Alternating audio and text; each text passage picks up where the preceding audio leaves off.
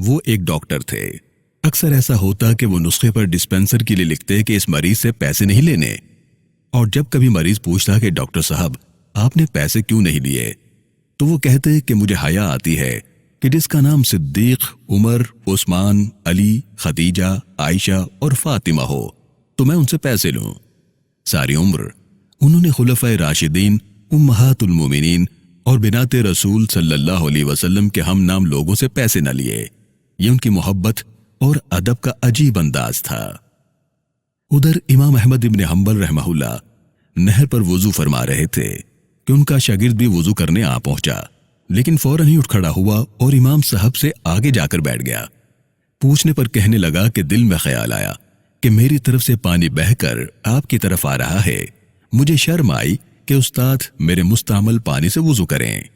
اللہ کے پیارے رسول صلی اللہ علیہ وسلم نے اپنے صحابی رضی اللہ عنہم سے پوچھا کہ آپ بڑے ہیں یا میں؟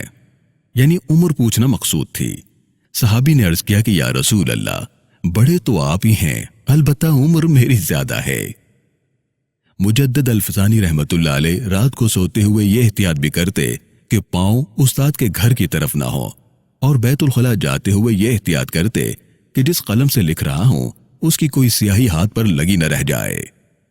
محترم سامعین و ناظرین کرام، ادب و احترام کے یہ انداز اسلامی تہذیب کا ترہ امتیاز ہے، اور یہ کوئی بر صغیر کے ساتھ ہی خاص نہ تھا، بلکہ جہاں جہاں بھی اسلام گیا اس کی تعلیمات کے زیر اثر ایسی ہی تہذیب پیدا ہوئی جس میں بڑوں کے ادب کو خاص اہمیت حاصل تھی، کیونکہ رسول اللہ صلی اللہ علیہ وسلم کا یہ ارشاد سب کو یاد تھا کہ جو بڑوں کا ادب نہیں کرتا اور چھوٹوں سے پیار نہیں کرتا وہ ہم میں سے نہیں۔ ابھی زیادہ زمانہ نہیں گزرا کہ لوگ ماں باپ کے برابر بیٹھنا، ان کے آگے چلنا اور ان سے اونچا بولنا برا سمجھتے تھے، اور ان کے حکم پر عمل کرنا اپنے لیے فخر جانتے تھے۔ اس کے صدقے اللہ رب العالمین انہیں نوازتا بھی تھا۔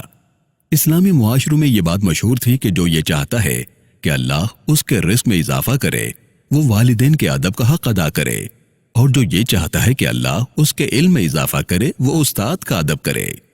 ایک دوست کہتے ہیں کہ میں نے بڑی مشقت سے پیسہ اکٹھا کر کے پلاٹ لے لیا، تو والد صاحب نے کہا کہ بیٹا تمہارا فلاں بھائی بڑا کمزور ہے، یہ پلاٹ اگر تم اسے دے دو تو میں تمہیں دعائیں دوں گا۔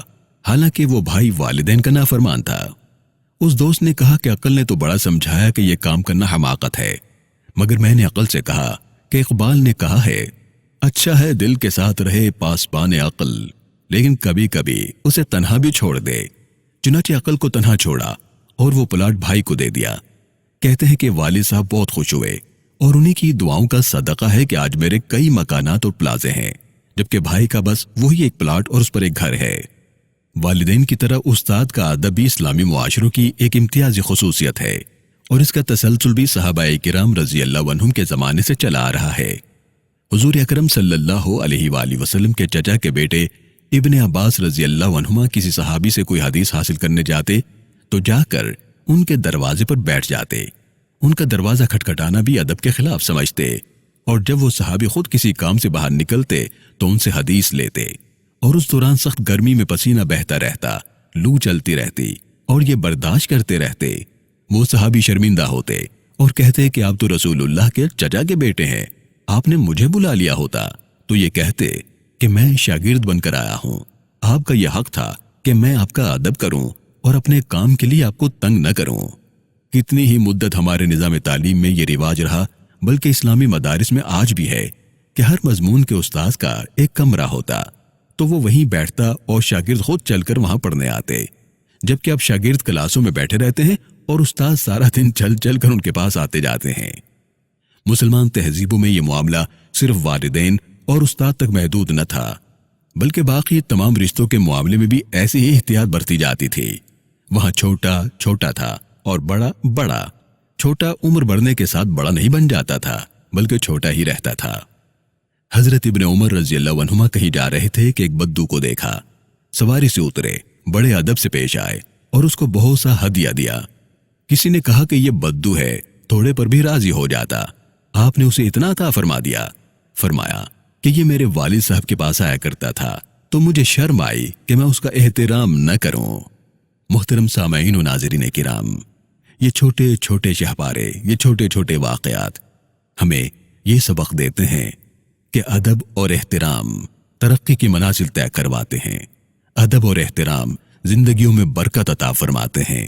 ادب اور احترام زندگی میں کامیابیاں عطا فرماتے ہیں، جبکہ حسد، کینہ، بغض، نفرت، بے ادبی اور بے اکرامی زندگیوں میں بے سکونی اور ناکامی کو لے کر آتے ہیں۔ پروردگار سے دعا ہے کہ پروردگار ہم سب کو بڑوں کا ادب اور احترام کرنے کی توفیق عطا فرمائے۔ والسلام علیکم ورحمۃ اللہ تعالی وبرکاتہ۔